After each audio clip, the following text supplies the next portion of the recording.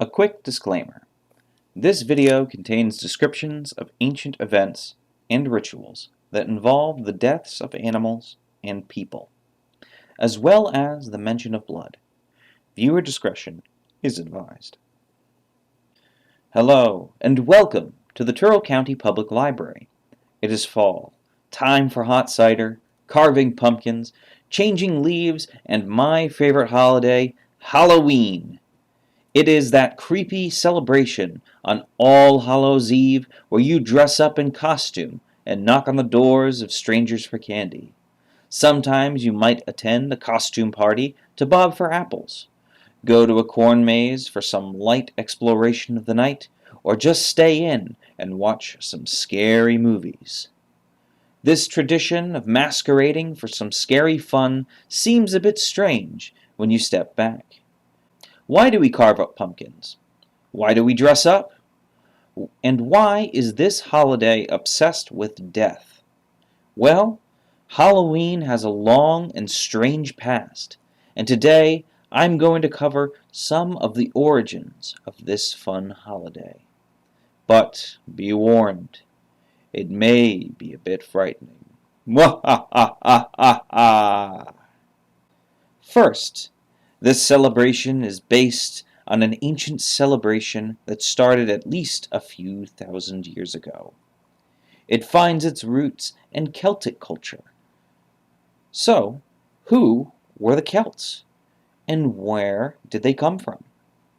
Well, Celtic culture is kind of similar to modern Latin American culture. It was a collection of tribal peoples that lived across Europe in the modern places of Spain, France, Central Europe, Southeastern Europe, the British Isles, and even as far as modern-day Turkey. These tribes held a number of common cultural customs, participated in Druidic religion, shared common holidays, and even shared some common languages. That being said, these people groups were not always ethnically linked. They saw themselves as separate nations and would even wage war against another. When the Roman Empire conquered France, Spain, and England, Celtic culture became assimilated into Roman culture or outright destroyed. Only Wales, Scotland, and Ireland remained purely Celtic in culture during the Roman Empire.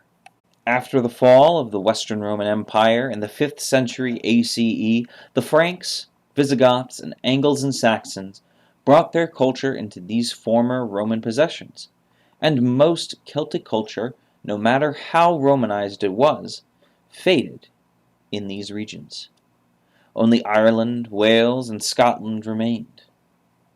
It is the modern-day country of Ireland where this tradition came into existence. The celebration was called Samhain, and it seems to be a celebration unique to specifically the Celtic peoples of the British Islands. If not, then only Ireland itself. Samhain was one of the Cain Féile chief festivals, or the Quarter Days celebration. These celebrations were based on the changing of the seasons and marked important agricultural and pastoral events in the regular year. These celebrations were the midpoint between seasonal solstices. They were, first, Imbolc, which was celebrated on February 1st and marked when ewes would begin lactation. Then there was Beltane, celebrated on May 1st and marked the first planting of crops and putting livestock out to pasture. Lughnasadh, celebrated on August 1st, it marked the first fruits of the harvest. And Samhain, celebrated on November 1st, it marked the final harvest and bringing the livestock in for the winter. Samhain, in particular, was a very important event for the Celtic people. It was a time of spiritual celebration and paying respect to the gods for a safe and mild winter. Little is actually known of the traditions for this event, but we do have an idea of what sort of events might have occurred.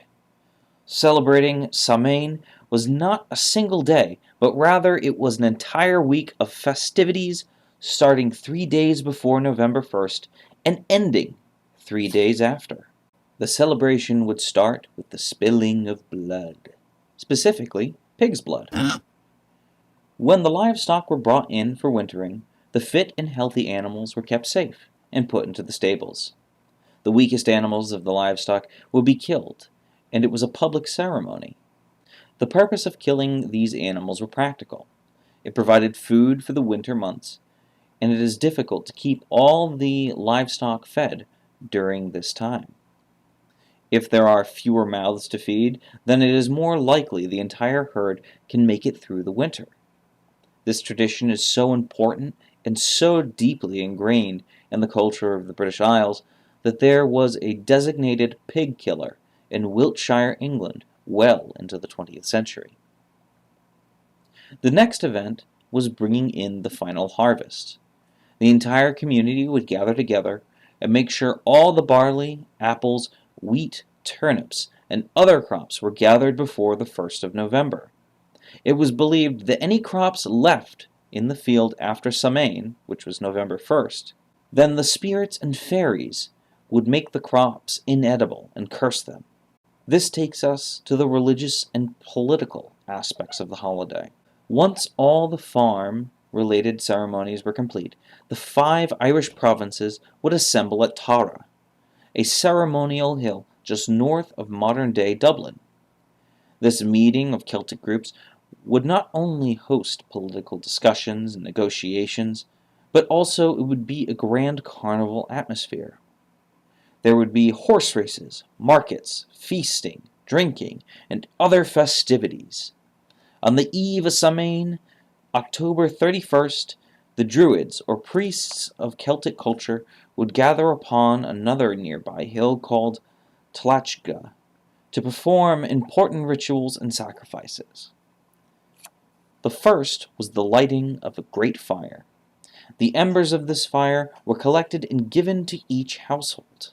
The idea was that this blessed ember would restart the hearths of every home and last the Celtic people through the winter months. Sacrifices of animals were also performed to ask the gods of Celtic religion for a mild winter. According to some Roman accounts, some of these sacrifices included people. They would be offered to the gods in the infamous wicker man. This sacrifice was a tall wooden figure that stood 2 or 3 stories tall and would contain the sacrifices. Once the proper ceremonies were performed, then it was lit on fire. This, though, should be taken with a grain of salt. The Romans were known for exaggerating their accounts of the Celtic people and tended to purposefully depict their rituals as barbaric. That being said, sacrifices of living animals were made to the gods. Such elaborate rituals and sacrifices were made on Samain because, unlike the modern calendar, it marked the end of the Celtic year and the start of a new year. The Celtic peoples believed in the importance of respecting great crossroads. A new year signified such a crossroads event. This change in the calendar not only opened a new year for the mortal realm, but also it allowed the passage of spirits and humans between the mortal world and the other world.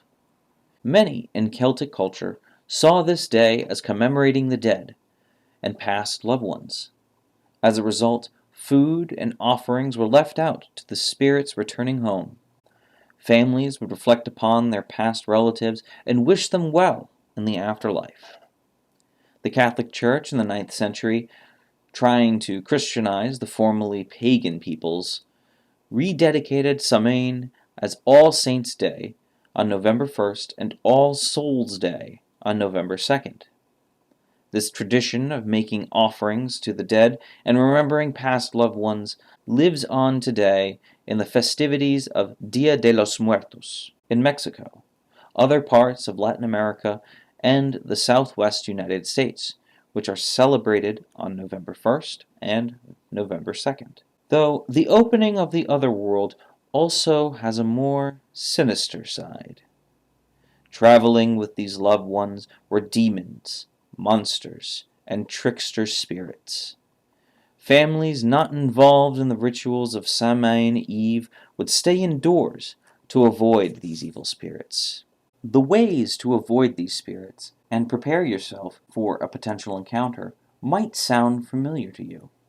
First, have offerings and food available for the spirits. That way, if they come to your door, you can give them something so they may leave you alone. Second, if you must depart your home at night, leave in disguise, so when you encounter any evil spirits, they will think you are one of them, and they will leave you alone.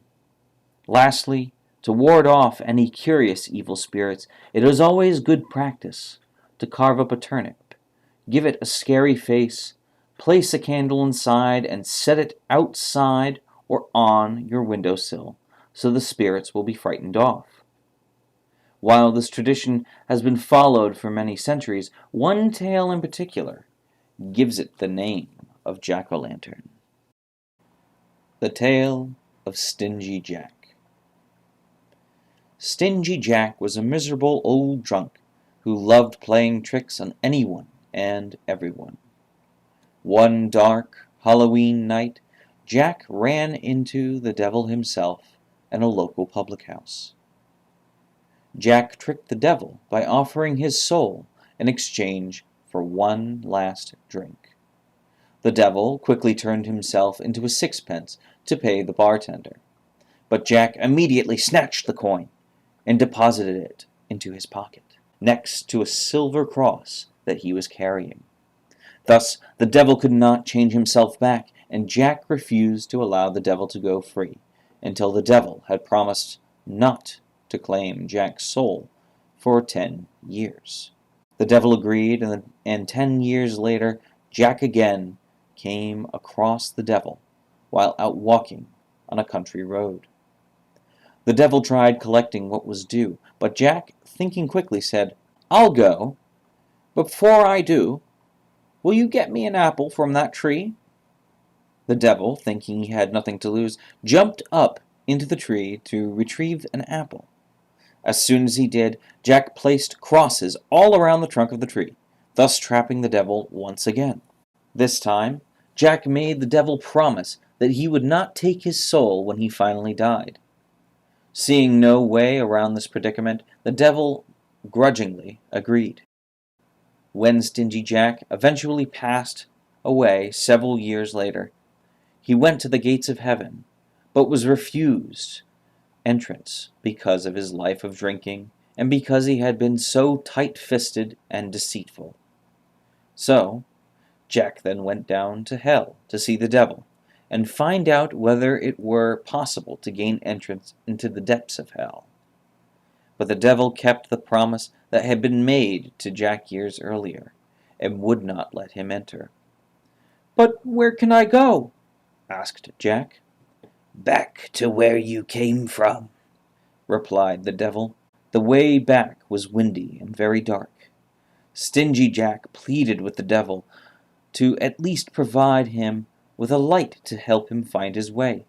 The devil, as a final gesture, tossed Jack an ember straight from the fires of hell. Jack placed the ember in a hollowed-out turnip, one of Jack's favorite foods, which he had always carried around with him whenever he could steal one. From that day forward, Stingy Jack had been doomed to roam the earth, without a resting place, and with only his lit turnip to light the way in the darkness. The tale of Stingy Jack has several versions and has taken on different elements, though what has remained the same is the central purpose of the hollowed-out turnip. The turnip not only guides the wandering spirit of Jack, but also its sight wards off Jack and other spirits from entering your home. Though you may be asking, why do we carve pumpkins and not turnips? Well, that is an American addition to the holiday. During the 19th century, when Irish immigrants arrived in America, they decided to use pumpkins instead of turnips not because it was cheaper or more available, but rather the pumpkin was a crop native to the New World, unlike the turnip. That is the ancient origins of Halloween. There is always more to explore regarding this topic, but we will have to leave it there for now. Thank you so much for joining us today, and I hope you enjoyed learning about the origins of this spooky holiday. Have a great day, and happy Halloween. We would like to extend a special thanks to Butch Kirkman and Toby Kirkman at Scuppernong Produce for supplying the pumpkins for this year's virtual pumpkin carving event. If you have signed up for this virtual pumpkin carving event, the pumpkins and carving kits will be available at the front desk for pickup, starting on Thursday, October 21st. Get them while supplies last. Thank you so much for viewing this video with us, and we hope to see you at the library. Happy Halloween!